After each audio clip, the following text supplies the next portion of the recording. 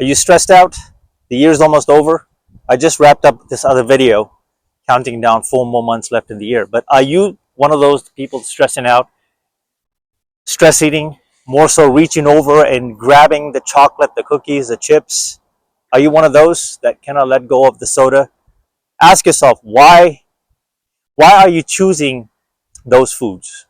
Why are you choosing to put poison in your system? Because that's really poison. Occasionally, and if you're in shape and if you've been adhering to a great diet and a great lifestyle, healthy, nutritious lifestyle, then these things every now and then, it's okay. It won't really kill you, but there are people I know doing this on the regular, reaching over for the popcorn. You know, what are your principles? Who are you as a person? Because your choices say a lot about who you are as a person, who you surround yourself with. How I stay successful, at least moderately, is I surround myself with mentors through sports, through motivational figures, athletes. You know, athletes is a big one because, for example, I love soccer, I love MMA, basketball. I'm always intrigued by the athletes' preparation for a big game, the game 7 or the game 1, or the knockout rounds or the finals. There's always an intrigue about these people. I mean, they're very much human like us, like you and I. We very much so. But the question is, you have to ask yourself: is what drives them besides money? Because there was a time none of these athletes were making money, and I'm not saying by all means that I'm going to be signed by the next best thing or I'm the next best thing. No, I mean, I'm nearly 50.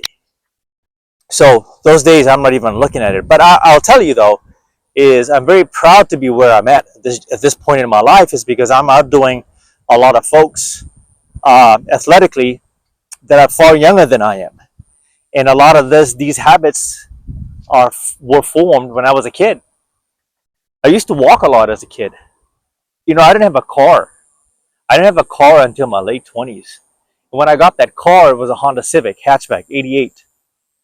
And I got it used at 113,000 miles.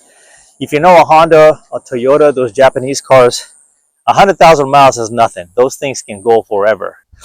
I drove those cars to the ground. I mean, when I got one of those cars a year ago, the stories, 100,000 meant nothing. I was like, that's my baby. We got more miles on this. But I quickly learned. I tell that story as a transition to why I'm saying this is I waited for a lot of the good things in my life a lot later. When a lot of kids, in my teens came from money. I did not come from money.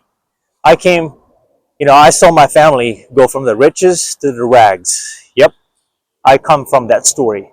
I saw my dad build a house back in the islands, Fiji Islands specifically, where I was born. We later moved to New Zealand, but I saw him literally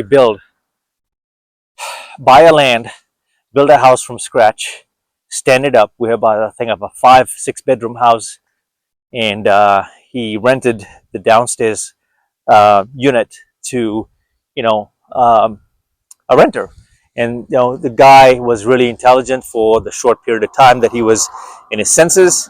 Obviously, he was struck by Parkinson's. I talk about this. I may have to start a new channel, talking about what's it like living in a terminally. What's it like?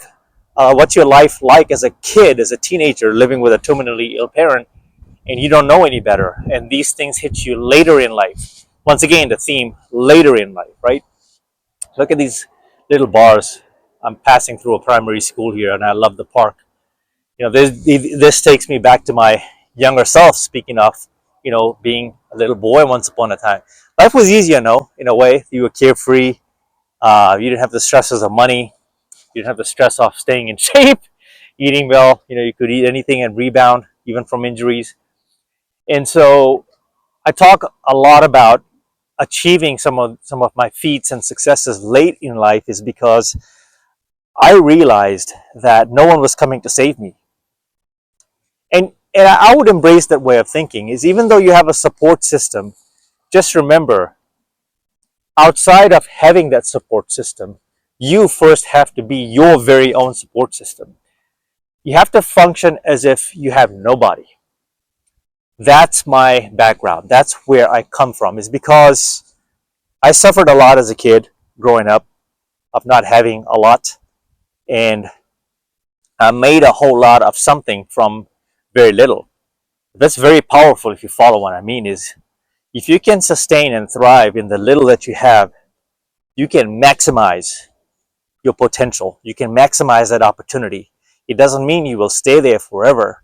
It means you're going to surpass it because you've maximized those little windows you got. And I got those windows in my life. So I achieved the dream car, which right now I have AMG CC3S Mercedes. Not once, but twice. So I had that car in 2020, sold it right after when the lockdown happened because, it's a V8. What am I going to do driving that? I already had a Honda.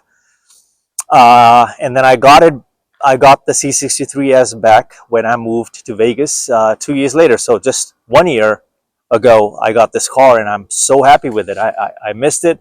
Here I am, repeating history. So further assurance as to the fact that I could actually do it. So this was not just about the car, but this was about me, my mind, my heart, my soul, attracting what I want, manifestation, and I did it.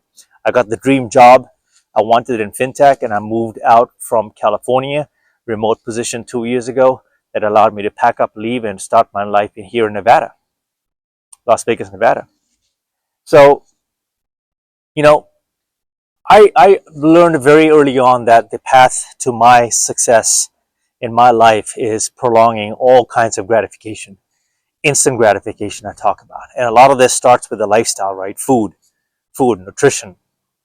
And I wasn't always in this shape. I wasn't this fit. I'm doing pretty well for myself, if you've seen my videos. And I quickly figured out, being a musician as well, which is why I named this channel Life Behind the Reels, musician, actor, that the more I trained and the more I ate right and hydrated appropriately, I began to age backward, meaning that as a Gen Xer, I'm technically an old person in that sense, right? But I don't feel anything close to my age. Thriving dating life, and I'm currently dating a girl from Colombia. She's half my age, and not that I'm proud of that, but I always end up in that situation. But I think it's a testament to the lifestyle, folks. This energy that you're seeing, is a lot of it has to do with the lifestyle. In order to sustain good energy vibe, instead of reaching for junk food and stress eating, you have to make that conscious effort to intercept the bad decision making. On the verge of making the choice, you have to have the mental fortitude to pull back and assess the situation and see yourself as either a Kobe Bryant or a Michael Jordan holding up the championship. Or you can see the other side, right, where you don't even make the playoffs, the basketball analogy. You're fighting just to get off, you're fighting just to get into the playoffs, elimination rounds. Where do you want to stand? That's really the question, because you're going to pay the price for it anyway.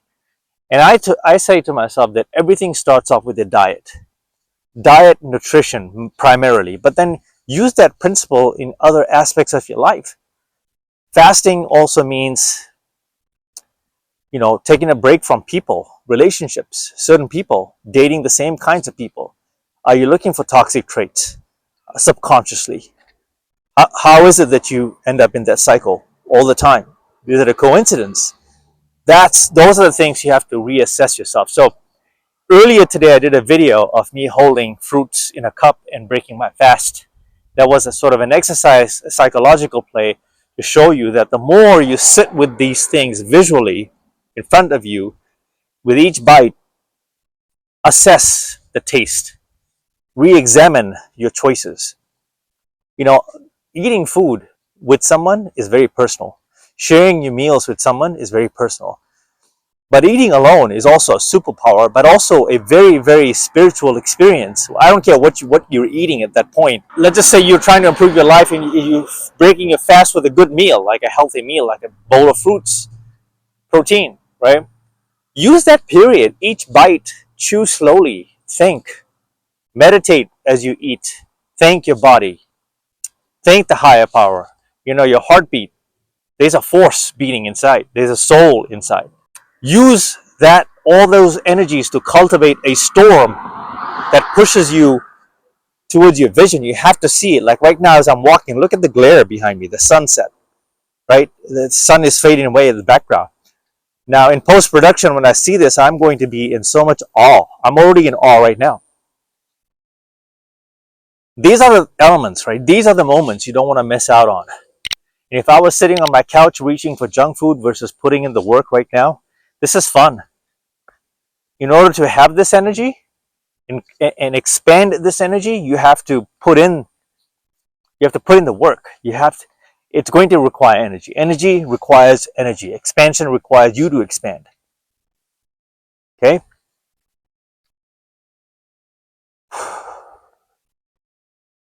I got about 2.5 miles to go to wrap this walk up, but I'm gonna end it here. The lighting's going out, and appreciate you being here.